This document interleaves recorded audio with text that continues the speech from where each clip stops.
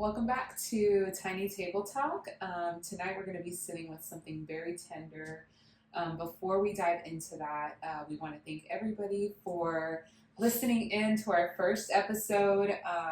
The things that we have heard, the requests that we have gotten, we're so excited, and we're going to be using that in some of our episodes moving forward. First, we want to go ahead and touch up a quick little recap from last episode. Lily actually has an update for us this week, right? Yeah. Yes. There's an update. So obviously in our last episode we kind of talked about shadow work and all that stuff when it comes to actually having a dream and then being able to interpret it and then figuring out what those demons are to be able to process through them and heal from them. And so I was just telling Crystal this morning that I hadn't dreamt all week, right? And just this morning, it just so happened this morning, I had woken up, had a crazy dream. I don't know, should I like run it down in a quick summary of it or? Yeah, go ahead and Okay. make sure to touch on the points that are Right. Yeah. Okay, so basically the dream it was me and my family. We were renting a house for Christmas, which is oddly weird and specific, but it was Christmas, and I remember it was out of town somewhere where it snowed, because clearly it don't snow here. And we get to the house, right off the bat, I'm feeling like really weird energy from the house, and like something's wrong, something's off here. But nobody else like said anything. Nobody like, not even like nobody in the dream was like, oh, this is weird. It was just me, so I kind of like brushed it off.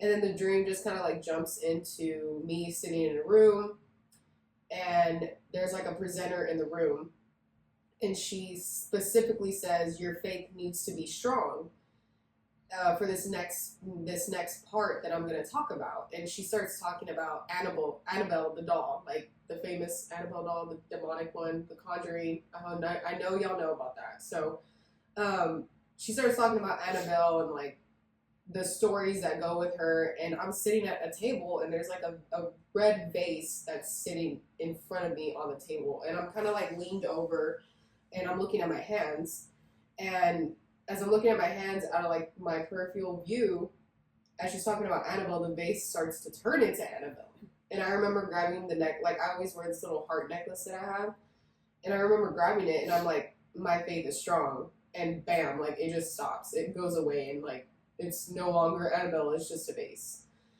So then after that, it jumps into my brother-in-law. Me and him are having a conversation, and I see like down in the house, from one of the bedrooms, a woman emerges with like a tiny like kid-looking truck, the ones that the little kids drive. And I'm like, hey Josh, is that for you? Or like, do you know who that is? And like he turns around and he looks, but then the woman in the truck disappeared. He's like, what are you talking about? I'm like, just saw this lady with a truck, by the way, and it's like she was never there the entire time. So then fast forward, there's a random little girl that appears in my dream, and she's like, oh, I lost my dog, like he's in the neighborhood and I can't find him. So go out to the neighborhood,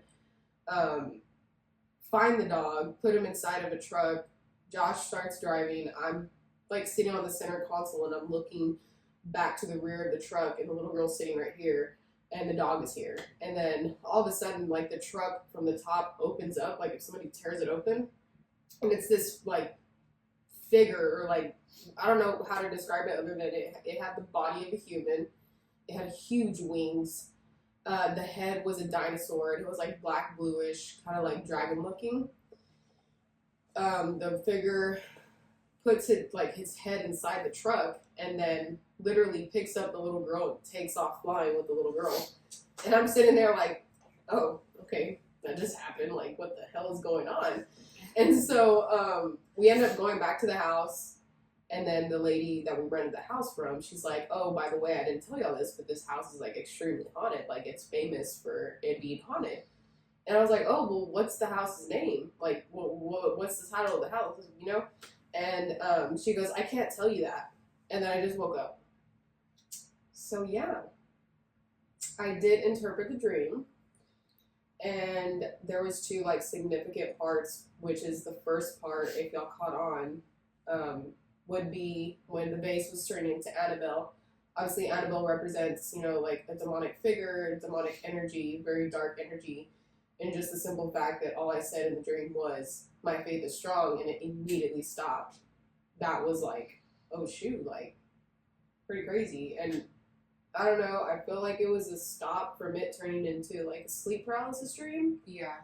But definitely that was a significant moment. And I think the second significant moment would be when the little girl was snatched from that figure. And I kind of just like sat there and I was like, oh, okay, that happened. Like, I wasn't phased about it or anything, even though most people would probably be phased and like freaking out because of what just happened. But I felt like super calm and super like, oh, okay, well, that happened.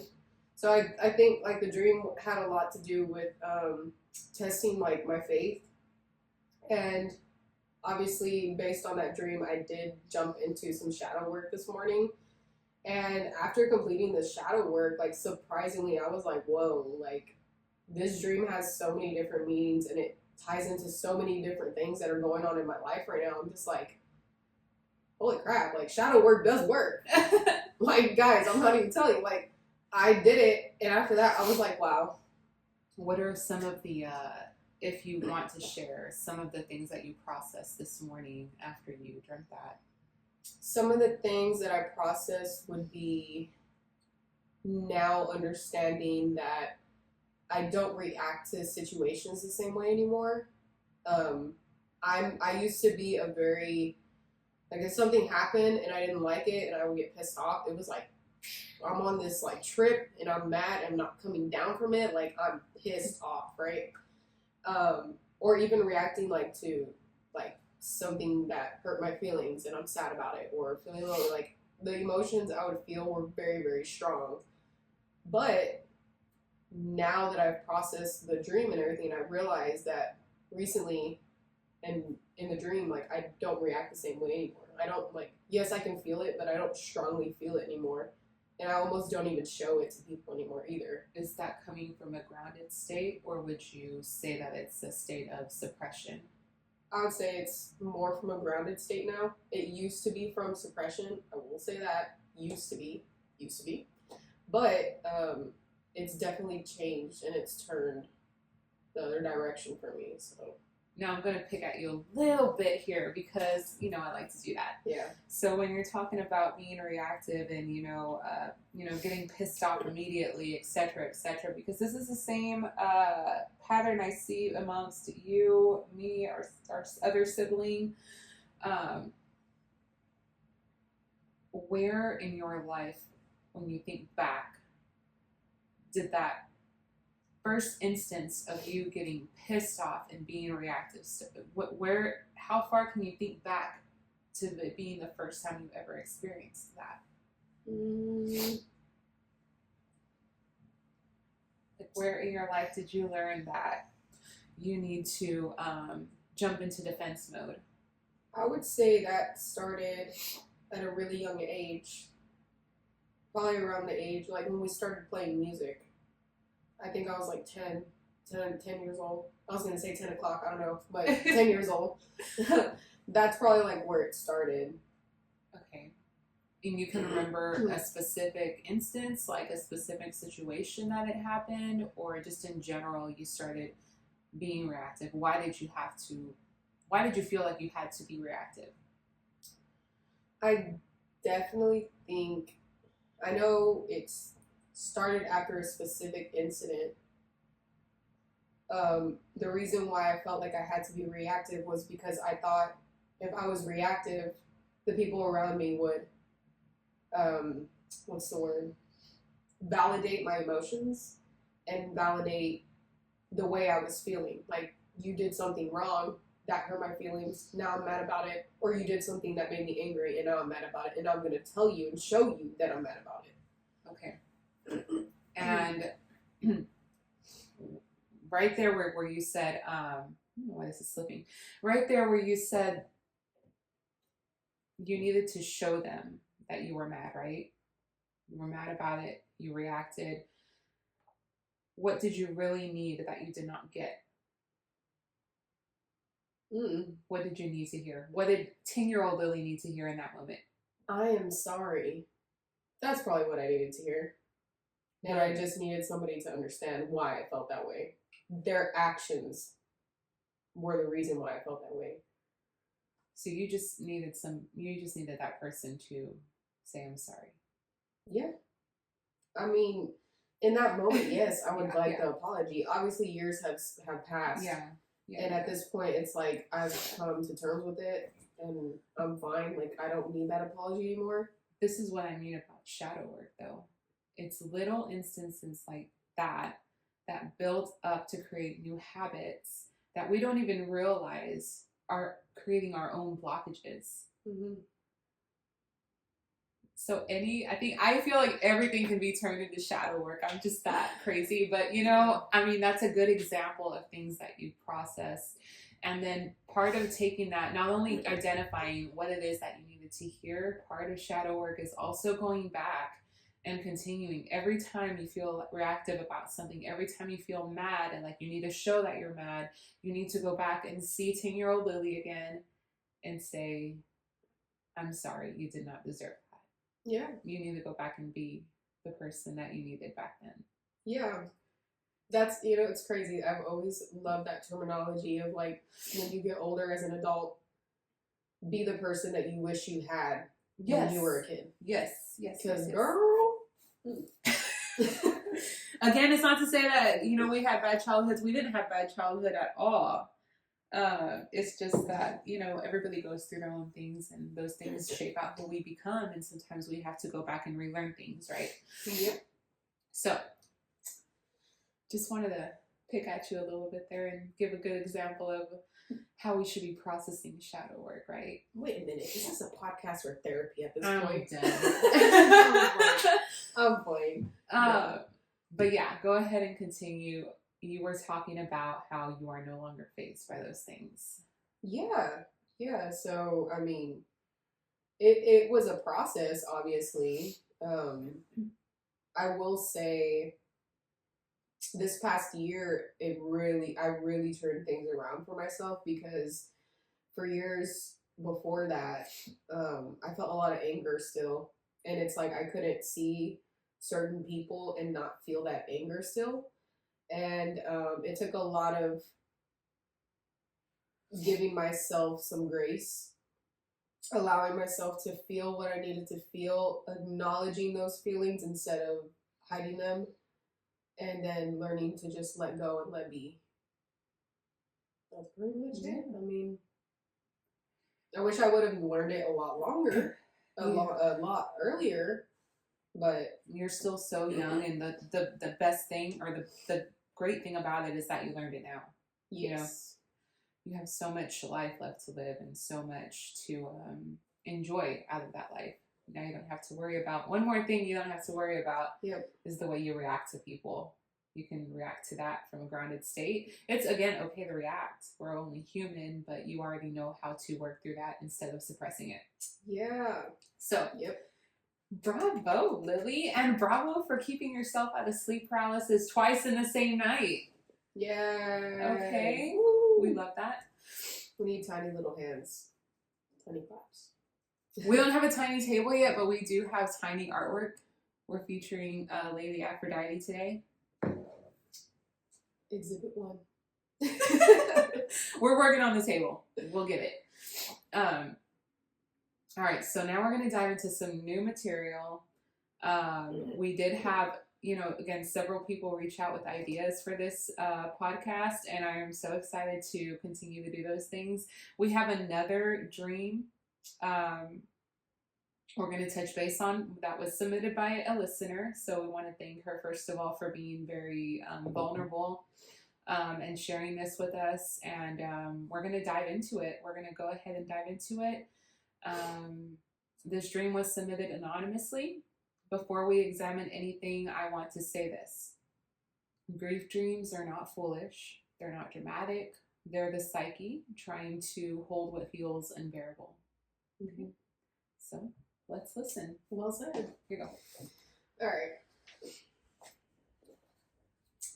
So, just for context on this dream, um, for this scenario, not scenario, but like, you know what I'm saying? Like, for this example, it's that I'm about to read to you guys. Our little stargazer for this story will be called Scarlet. And um, Scarlet sent in a story of a dream she had and wanted to see our point of view on her dream, which she describes as a nightmare. Obviously, a lot of people interpret their dreams differently, but for her, this was genuinely a nightmare, and she woke up very shaken from it, I should say. So the dream starts off. Scarlet, in real life, Scarlet is a traveler, and she loves new adventures. She recently visited California for the first time, specifically San Francisco, and took pictures on the Golden Bridge. For those of you that don't know, the Golden Bridge is actually really famous. It covers a huge body of water, and it's about approximately 1.7 miles long, so it's pretty long. Now that you have this picture in your head, and let's talk about this dream.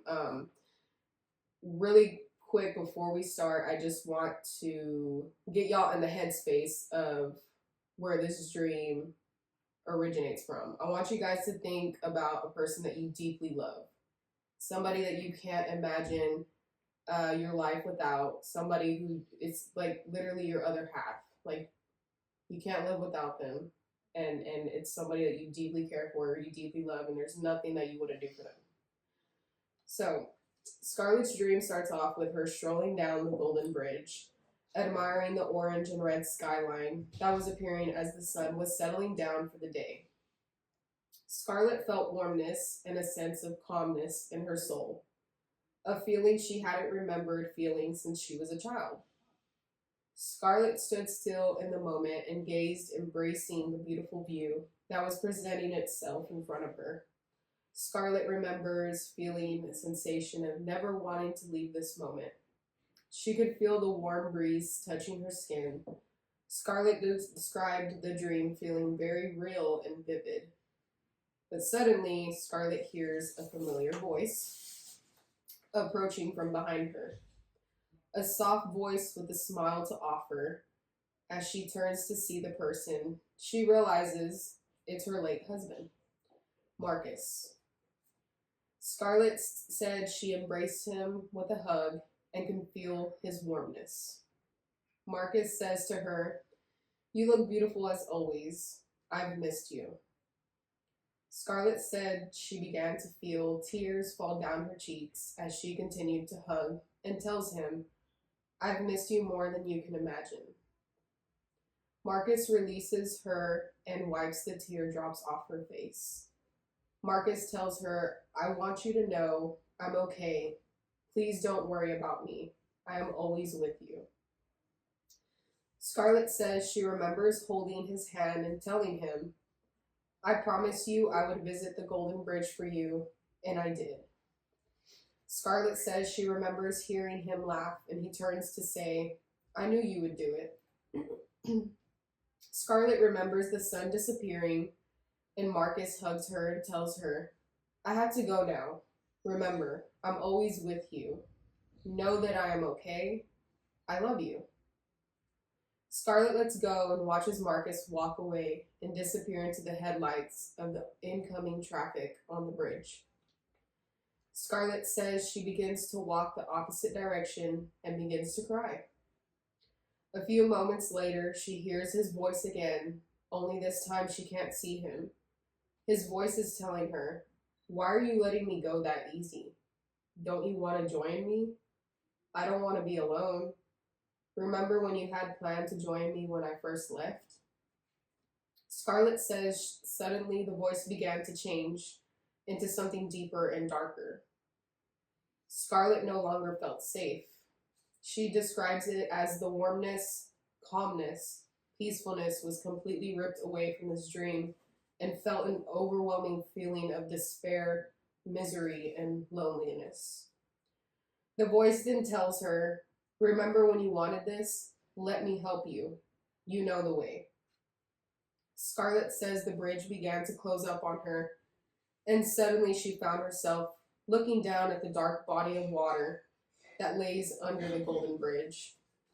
Scarlet says she began to feel as if jumping was the only way out. The voice tells her again now, directly behind her ear, just jump, and you can be with him forever. Scarlet says she began to lose control of her own thoughts as the voice kept repeating, jump, jump, jump. And suddenly she felt a slight push. Scarlet found herself falling and watched as the bridge appeared to get further away.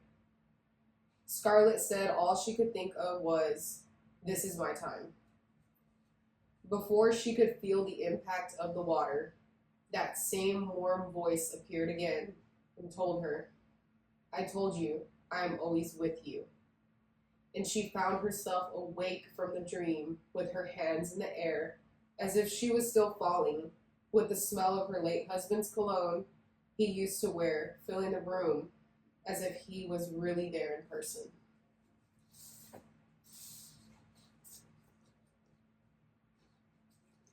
Okay. So let's sit with this.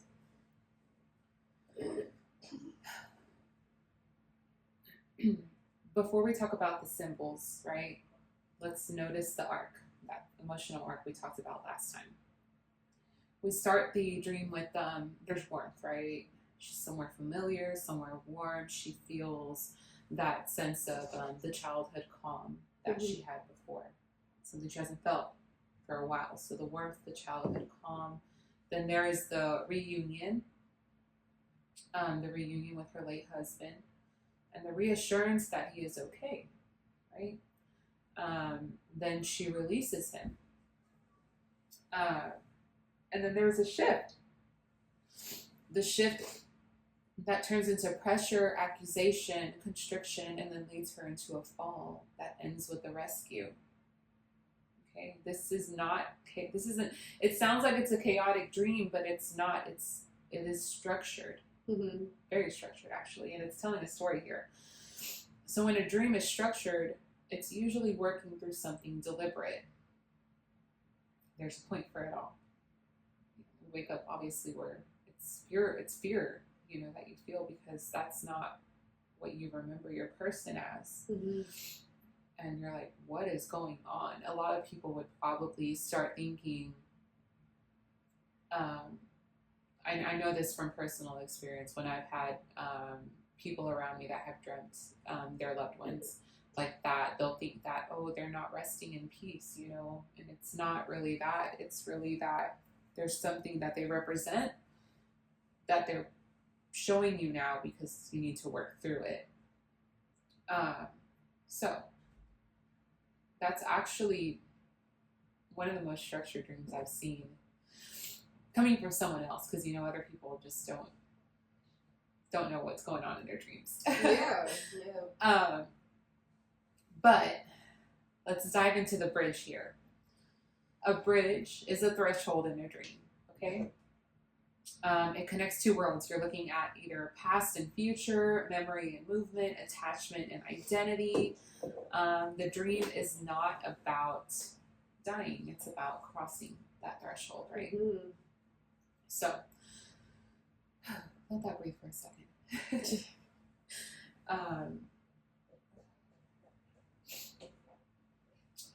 There are, we go from the symbolism of the bridge, and we're now moving into the two voices. So there's another symbolism for the threshold. There's two here now that we're comparing. The first voice is calm, familiar, releasing, reassuring, I'm okay, I'm always with you. And then the second voice is accusing, pressuring, isolating, don't you want to join me? Remember when you plan to? When interpreting dreams, the tone matters too. It's not just the context, it's going to be the tone. In other words, voice one, love releases, and voice two, guilt pulls. So this is, when I first read this, it's giving a lot of survivor's guilt energy. And that's very deep for someone, to go through that and then have to carry that afterwards. Very dark sometimes, and that really showed itself when that second voice came out. It's something that I say this person has been battling with for a while. And then at that, we're also thinking about the realism, the fact that it felt so real, the fact that she woke up and she can smell his cologne. We're wondering, is it a visitation? Some people may ask, was this a visitation? And I do believe in visitations. I've had visitations before. Real visitations like that. And it's possible for dreams of the deceased to feel relational, vivid, comforting, and real. Whether or not this memory was an integration or something beyond that isn't the central question. While it's a beautiful experience, it's not the central question. The central question is, which voice aligned with love? Obviously, we know the answer. Right. The first one and the last one. Yes. So I caught that. It was the first voice, second voice, back came the first voice. So she processed something. It's not like she left off with the scary voice was still like, and she woke up and she processed something. Yeah, and I think like adding on to that really, really quick, if we really pay attention to like the comments that were made with the first voice, the "I'm always with you," "I've missed you," "You're beautiful as always," like that could probably be like her subconscious mind self-soothing and also healing itself with those simple comments, which I'm sure he made at some point in real life. And then here comes voice 2 with the test. Exposing what she's been going through in her mind all this time without probably even speaking about it. Because we suppress things, it's normal for us humans to suppress things, especially dark things. And those are thoughts that people struggle with, and it's hard to talk about that. Obviously we have therapists and stuff, but it's not that easy to go sit in front of a therapist and be like, this is what I want to do. Yeah. It can be really hard to just open up in general. Like, you could be sitting in front of a person that knows everything about you and you feel the most comfortable with them, but even then it's like, no, I'm not telling you what I'm really feeling. Yeah.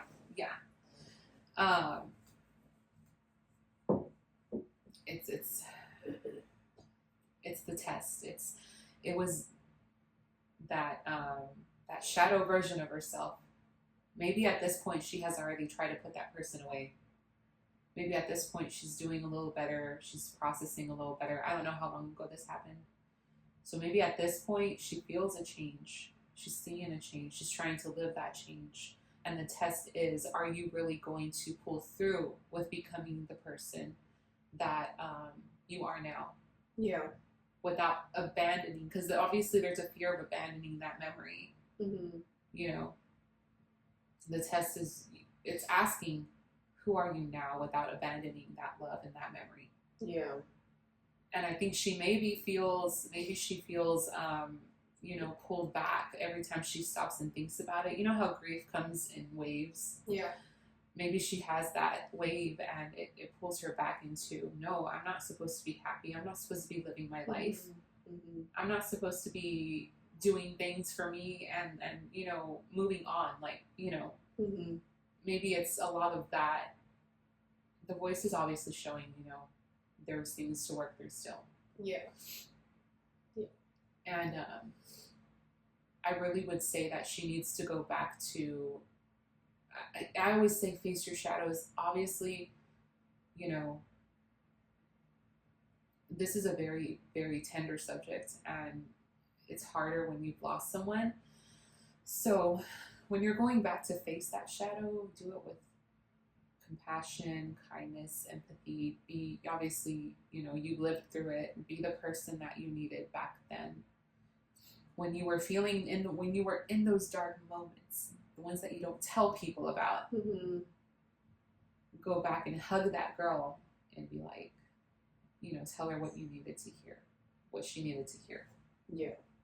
Because it's very clear, voice one says, I'm okay, it's okay, you're beautiful, you're amazing, you're doing great. So voice two is just there to test. Yes. And she passed the test. She surrendered. Yeah. I mean, we're going to dive into that in a minute, but she surrendered. Mm-hmm. She let herself fall. Yeah. And gave surrender to that. And just, it's like it was a release. It was the release. Yeah. And then voice one came back and said, you're okay. Mm-hmm. Mm-hmm. Yeah. And I know, like, when she said in the story, she also had, like, she questioned the deeper voice as, okay, is this like how we talked about, because she watched episode 1, so is it the demonic over, like, the dark shadow work that she needs to do? Is it like my demons that I need to face, or is it something more sinister? Like, was it really some kind of evil spirit trying to convince me to do something, or some kind of like spiritual attack? So I know that was like kind of like where she was kind of like questioning, okay, well, which of the two is it? Which I think in some ways it could be both. Yeah. So I don't know. What's your opinion on that? I feel like I said last episode, I know demons are real. Yeah. Evil spirits are real. They tend to latch onto low vibrational energies. So part of that, yes, is going to be depression. Yeah. Part of that is going to be maybe she was having, thoughts of harm or, whatever it was that she was wanting to do. Maybe she, I don't know. Let's say she slipped into some bad habits, or she was having thoughts of harm, right? Mm-hmm. Demons feed off of that, and they will latch onto you. And if you let them, they'll take you. Right. And even at that, they'll make you go through with it. It's important to know that you have the power to banish that, though. Yes, you do. Yeah. And if she wants, I have a nice little book over there that has specific prayers from scripture for those things to banish, demonic energies. So I feel like she should kind of like look back at the time that, since then, obviously depression is normal. You lost someone. Mm-hmm. But did you let yourself sink into that? Does it feel like you're binded to that now, binded to it? Is it like latched onto you? Do you feel the demon? I think a person can feel the demonic presence. Right. Because to me, though, this seems more like a shadow. Right. And that's where I was kind of, because obviously, whenever she questioned that, I was like, okay, wait a minute. Are you experiencing anything like outside of your dreams that you would say, whoa, hold up, this is kind of like paranormal type thing, you know, like I'm seeing things, I'm hearing things, like weird, bad things are happening to me. Like, if it's something like that, well, then obviously, yes, it's more of some kind of attack. Yeah. However, there was no like experiencing things like outside of the norm. Yeah. So it seems to me more on the like the shadow work that needs to be done, the facing and not suppressing type thing. And I do a lot of my processing. I had a whole Kundalini rising in my dreams. Like I don't process the same in the real world as I do in my dreams. So all that to say that it is possible to do shadow work in your dreams, and it feels like that's what that was. Yeah. Obviously you got to take that, bring it into the material world and practice that. But, you did the brunt of your work. Did I say that right, the brunt? I don't remember. The brunt? I don't know what word I'm trying to get. You did the... Sorry, I'm just thinking of words now. Sorry. You did the work in the dream. Now it's time to take that and put it into the world. And I feel like, again, this dream is all about identity, and I'm going to tie that together with the other stuff I was telling you about, too. This dream is about who you are now without abandoning that love.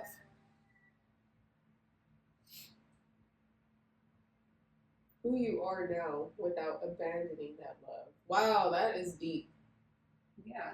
Yeah, I could see that. Because you can still continue to live on and find happiness, whatever way it may be. You can still continue to fulfill your purpose, because every soul has a purpose.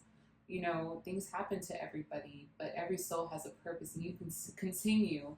You continue to live, basically, and you can still honor what was. Yeah. And a lot of the times, from what I'm picking up, it's going to be about balancing that. Because it feels like she is not allowed to continue her life. Yeah. And I feel like that's probably, this is just like me personally seeing it from my point of view, that has to be the hardest part about probably losing your significant other. Yeah. Like, this is a person that you love. You plan you plan a future with this person. You're married. You plan the rest of your life with this person. Like you're gonna you want kids. You want the barbecues on Sunday with the kids. You want the birthday parties, the Christmases, and all this, and then for all of that just to be ripped away from you. Like, that's rough. That's hard. And me personally, I could see how easy it would be to fall into that mentality of, I can't move on. Like, I can't go fall in love with somebody else. Like, I can't do this, I can't do that, because you're, like, grieving the person that you were supposed to spend the rest of your life with. Like, that's deep. That's hard. Yeah. Yeah. So, sorry, y'all. No, when someone loses a partner, especially someone deeply bonded, there's often a quiet, unspoken tension. Should I still be here? Would it be easier to follow? Because we hear about that stuff all the time. The mind can change the mind can stage a reunion, but it could also stage a temptation. Yes. The narrowing bridge, the repeated jump, jump, jump, the push. That's not prophecy. That's a grief negotiating escape. That is grief. That is grief negotiating the escape. Yes. Then, just before impact, that loving voice returns. Voice number 1, and her psyche rescues her. Yeah. It's like she's been doing the work subconsciously. Maybe she doesn't even know it. Yeah. And honestly, I was just thinking that because I've done that too. Like, unintentionally did the work, and all of a sudden it was like, whoa. Yeah. And I feel like that's what she was doing. Yeah. It's actually, for me, it's beautiful because I don't know. It's like getting hit so hard. The dream could have gone way differently. She could have fallen and just been in the dark, and it could have gone worse. But no, her psyche stepped in and rescued her at the end, showing me that she's been doing the work. Maybe she doesn't know it, but she has. Yeah.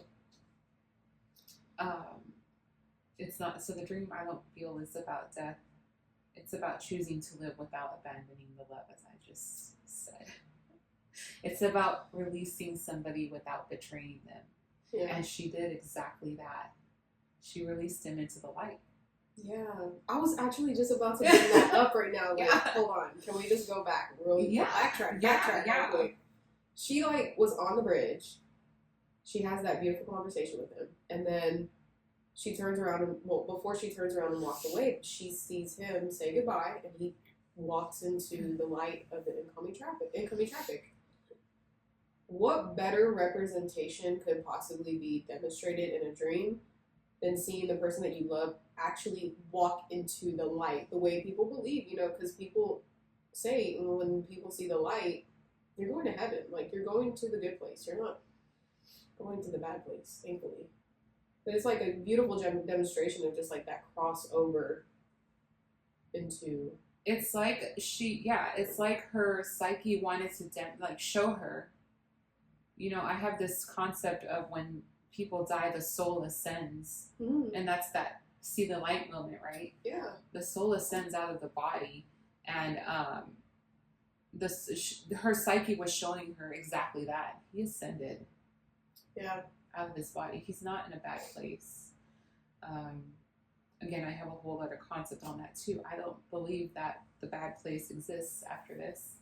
I believe that we are living in the bad place. That's true. I can agree with that. But we can dive into that, later. But yeah, that's what I feel like, came of that.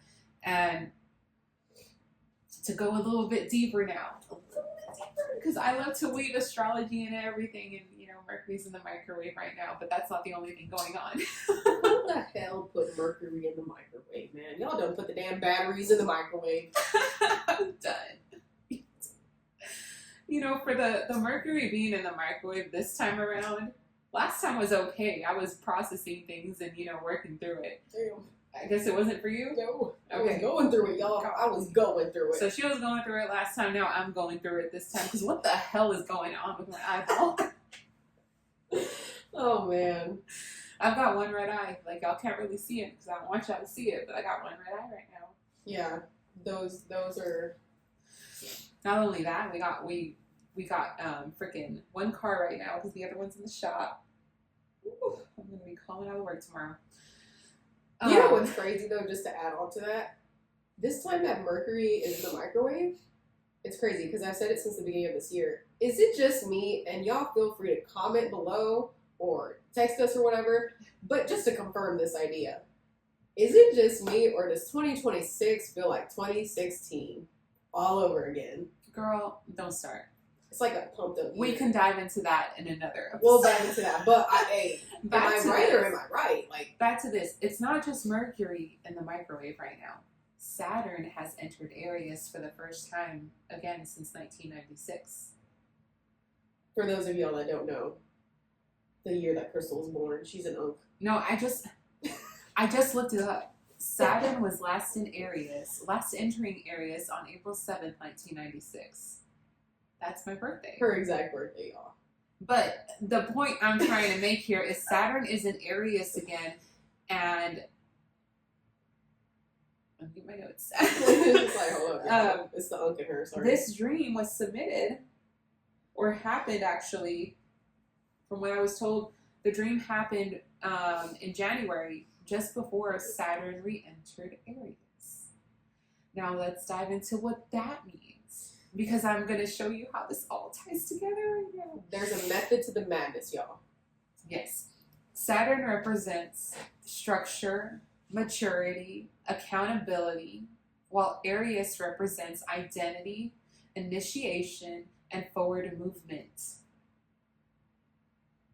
So symbolically, Saturn in Aries is about rebuilding identity under pressure. So who are you without abandoning that love? My mind is like, I don't know how to describe it. It's just like, and this dream reads like that threshold movement. Seriously, yeah. You just like made that whole connection right now. A final negotiation with the past before stepping into the new self. Well, Scarlett, I think you're going through a phase of learning something new about yourself. Becoming somebody new. We all go through our Saturn returns. We have the first one comes when we're 29 and a half. I don't know how old Scarlett is. And then, 29 and a half years after that is the next one. But they're all cycles that signify something different in our lives. And that first one is about identity. Wow. Sometimes a dream does not ask us to revisit the past. It asks us to decide whether or not we're still living there.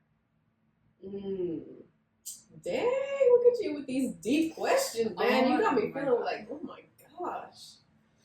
Damn, that's actually really legit though.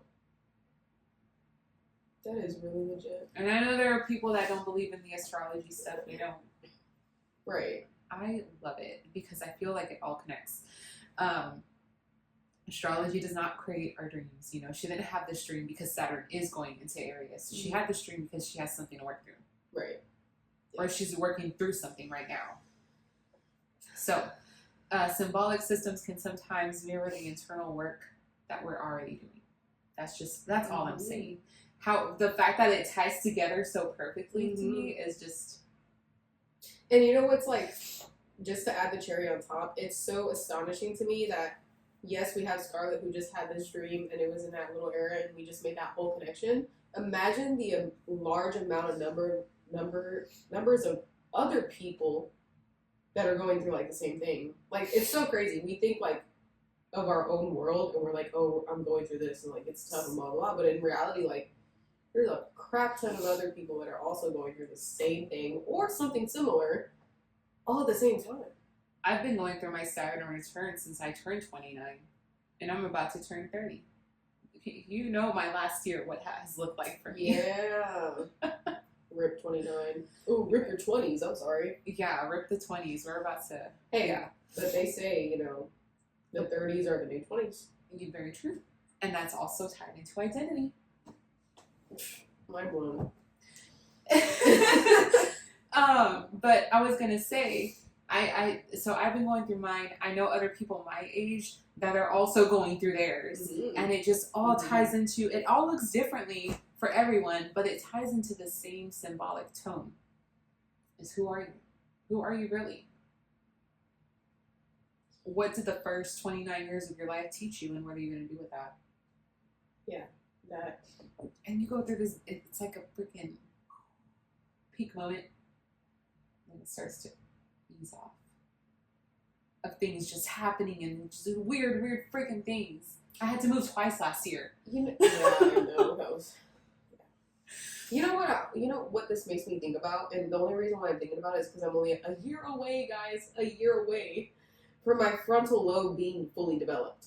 Oh God! But I wonder. Hear me out, y'all. Hear me out. I wonder if 29 should really be the spiritual way of saying your frontal lobe is about to be developed.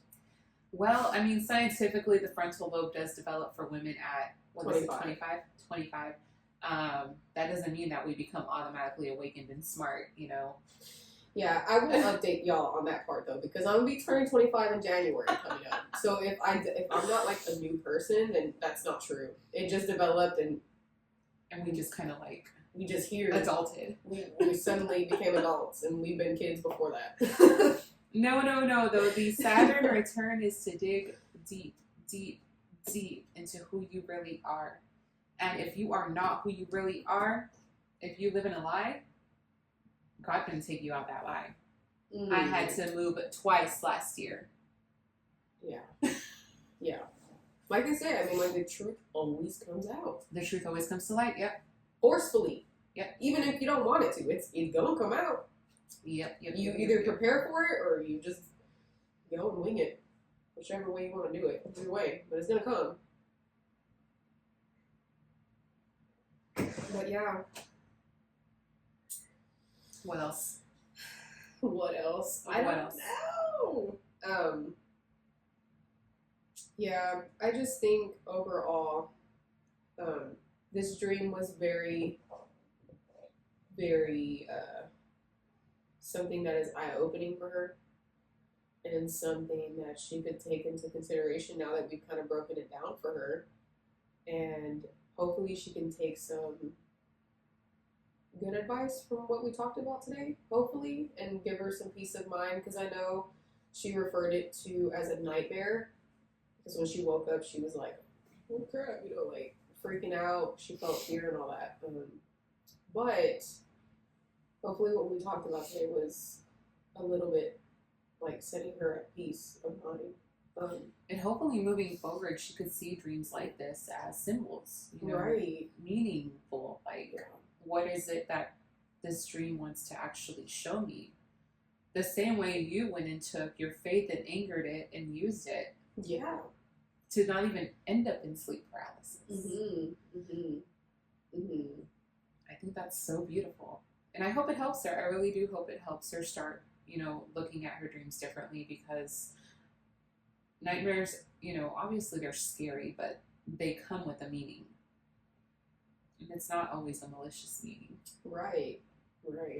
When she looks back at this now, I hope she can see that she actually processed and worked through something in her sleep at that. And now she can take that and live her life with being at peace, basically knowing that she's okay, he's okay, he's taking care of her, he's protecting her and watching over her.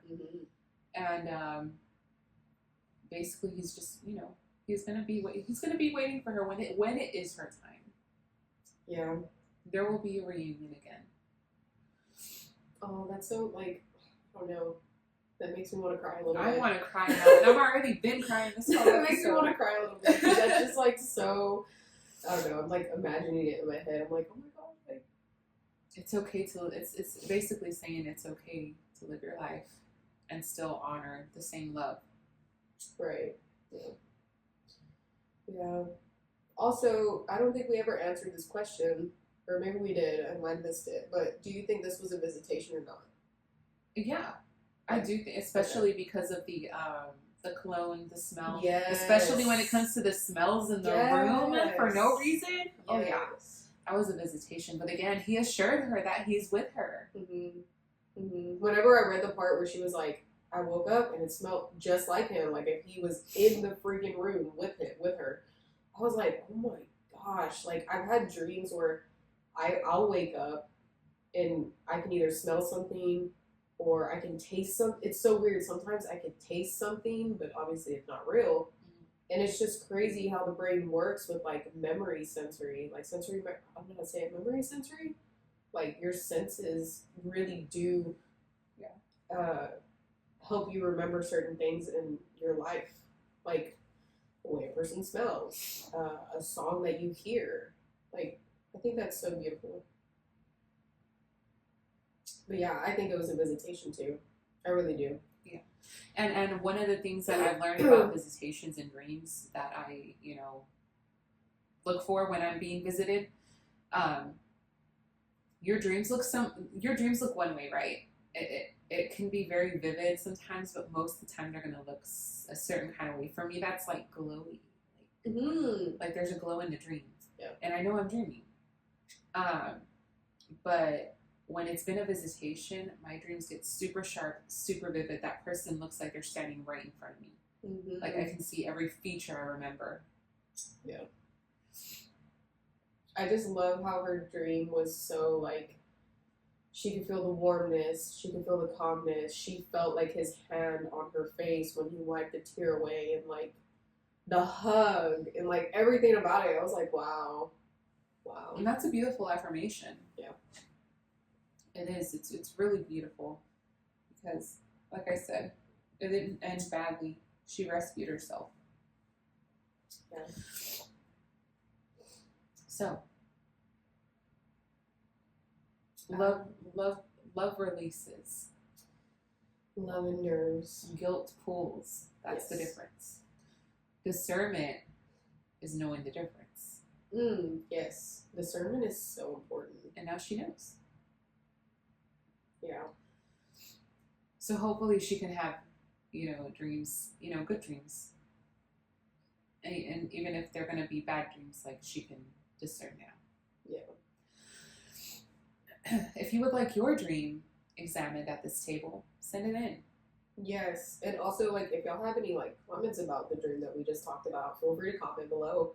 We want to hear from y'all and see your perspective, because maybe y'all have a different perspective that we haven't even taken into consideration. So, obviously, we have open minds over here, so. We do. Yeah. I love hearing people's points of views, because if anything, you just learn more. You can take it as a tool or learn anything. But yeah. Next episode, we're going to be diving into some Mexican folklore. Oh my gosh, yes. Okay, I've been doing my research, by the way. I got some good stories. I've never heard of these stories. Maybe y'all have, but I can't wait to bring them to y'all. Whether or not we believe it, obviously. Right. And yeah, we're kind of excited for that one. That one was a request. So we're going to do that. Maybe we'll jump into the white light dreams. Yeah. We can definitely do a jump into white lights. And again, if you have any dreams you want to submit, go ahead. Yeah. Send them in. Any dreams? obviously now that we're involving a little bit more on the paranormal side with the Paranormal, the the, demons and the stuff. demons, the urban legends that we're going to be bringing to y'all. Y'all can feel free to send in your paranormal experiences too. Like if you've ever had, Yeah, you know, like I'm sure everybody has. If you believe in that thing, we love it all. We love the dreams, the spirituality, the paranormal, everything and anything. everything and everything. So yeah, y'all feel free to comment below and like. I hate to sound like the basic ones, but please do subscribe so that y'all can get notifications when we post our next episode. Again, I want to say to Scarlett, I'm so sorry for your loss, and I'm so proud of you though for working through that. You may not even know it, but you are working through that, and you're going to be okay. And thank you for being so vulnerable and sharing this story with us. I hope that you have somebody in your life that you can talk to, that you trust, about these kinds of things. But if not, we're here for you. And thank you. Yeah, thank you so much for even reaching out in the first place and talking to me about, this really vulnerable subject that you had to go through, unfortunately. But like Crystal just said, like, we're here for you as well. I'm here for you as well. And we do hope that you have somebody that you can open up to. So we appreciate it. All right, listeners, y'all be blessed. Oh, stargazers. We're Yeah. going to be using that. Yes. That's our little like fan base name. Y'all are stargazers now. Yes. Alrighty, stargazers. Have a great rest of your week, and we will see you guys on the next one. Bye, y'all. Bye.